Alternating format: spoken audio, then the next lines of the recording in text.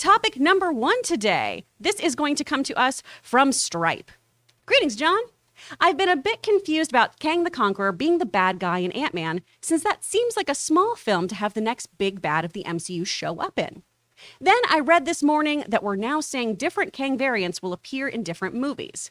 Does this report make sense to you, or do you think it's too far out there to be real? Well, thank you so much, Stripe, for writing that in. So, this is talking about Kang the Conqueror, who we first obviously met in the Loki series. And that got into a whole bunch of Kang's background that's based in the comics. Variants are a very, very large part of who this character is. He's been running through time, causing lots of shenanigans, has tons of different variations of himself, as we've seen in there. So this information we have about how that works within the greater MCU is going to come from Daniel Richman, who's an industry insider.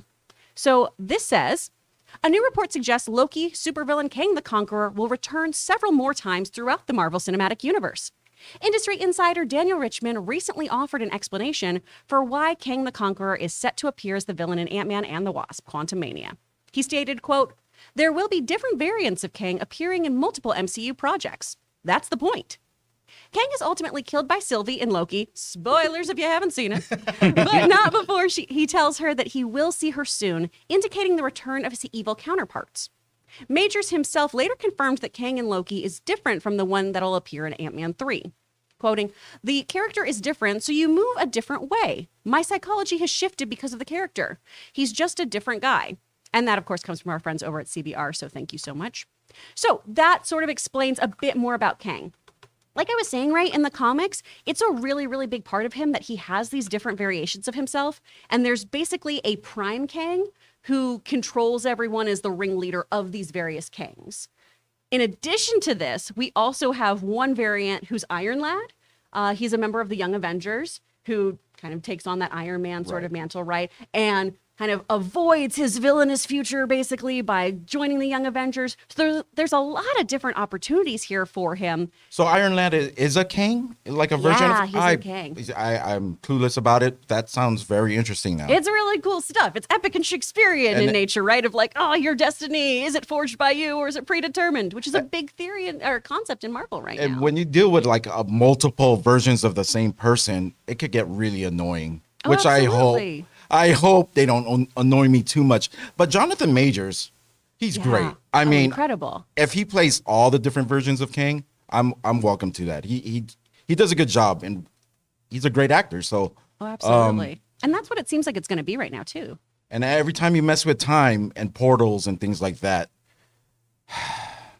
yeah, this thing is setting up to annoy me a lot. Really? Right. Why? Just because of all the different things going on? When you're dealing with different copies of the one entity, and it feels like it can never die, there's a big part in the middle where you're going to get a lot of that. Yeah. And that could be something that really annoys me. It's like that bug where you like an ant's on you, you flick it off, but then you find another one right on your knee. Exactly. You know what I mean? And infinite amount of ants. Yeah. And things like that kind of annoy me, like if they go on with it too long. Now, if these versions are completely different and it's a different setting, like let's say in the future, in the past, that could be very entertaining. But if you keep it in the same place and it's just the same guy and like, that could annoy me. Absolutely. Like, you well, know? and I think you bring up a great point here then too. If it's an ant you can't kill, right? It keeps coming back. It's like a cockroach.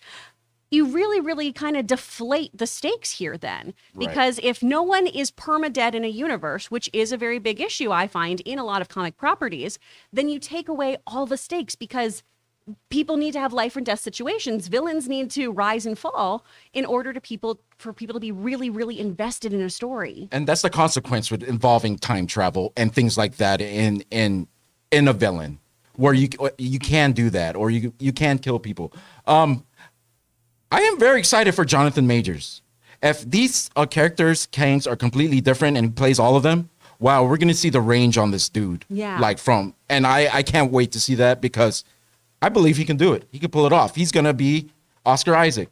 You know what I mean? Yes. But a lot more personalities, maybe, you know, and I hope they involve like different eras in time where it could be not only a completely different Kang, but the setting changes, everything, you know what I mean? Like how he interacts, just so we could see this dude, because I believe in this guy. This guy's the next he's the bad guy in Creed 3. Yeah. So I want him to show out in this show. So because like he's gonna be really good in Creed 3, I think. Oh, absolutely. Just the way he plays that. I think he's gonna play that cool, like sort of nothing bothers me. Yeah. You know, you're a little punk kid, you know, you haven't been on the streets I've been on. I've been through this. Man, I can't wait. I can't wait to see this. Yeah, he's a force. I mean, Lovecraft County. He was incredible in that. I'm so glad he's having a moment. I do want to jump back into this question, though, about Kang fitting into Ant-Man in particular here. Do you think Kang is a weird kind of adversary for Scott Lang to go up against? Does it make sense to you? Well, if Scott Lang could go, to be honest, I don't know much about what Scott Lang could do, like completely do. I know he could go into the quantum realm, whatever, but I don't know how that would work against a Kang. If right now, from what I know, I don't think he has a shot. But of course, he's going to have a shot, or else he wouldn't be the villain. I don't know. Well, it's not. You know, we can assume probably at this point, it's not just going to be Scott Lang by himself in this film. You know, he's kind of got a team surrounded by him. But he did open up, you know, the doors to time travel originally in the MCU, right? This is very true. And here's the master of time. He's probably going to have words with him. Exactly. And I mean, look, the comics do open up the idea of the Council of Kangs and you know, Kangs uniting throughout throughout the multiverse. I know we've had questions in the past where it's like, well, is Kang just moving through time in the same universe? No, I mean, he has contact with the Council of Kangs from other universes and time. So yes, it can get pretty convoluted. I understand where, like, you know, in the past, Rob has complained about this. My 2 cents is, though, let Marvel explain it. Yeah. And then let's get there, and then we'll find out. I get it; it's frustrating, it's a little convoluted right now, but let's just give them a chance to explain themselves. Right. We'll give them a little breathing room. My hope here is that we kind of make this all come together: the variants, the timelines, the quantum realm, with the concept of Chronopolis, which is where Kang pretty much resides. And I believe, correct me if I'm wrong, chat, is how you can access it through the quantum realm. Oh, okay. So that, I think, is our link here.